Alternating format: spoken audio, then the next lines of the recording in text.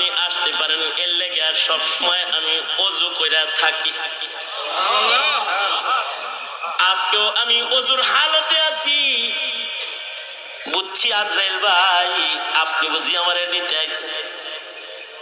তাহলে আজরাইল ভাই শোনেন, এই যে আমার মাথার তরকারির বোঝাটা আমি নামাইলাম, এখনো আমার ওযু আছে আজরাইল ভাই।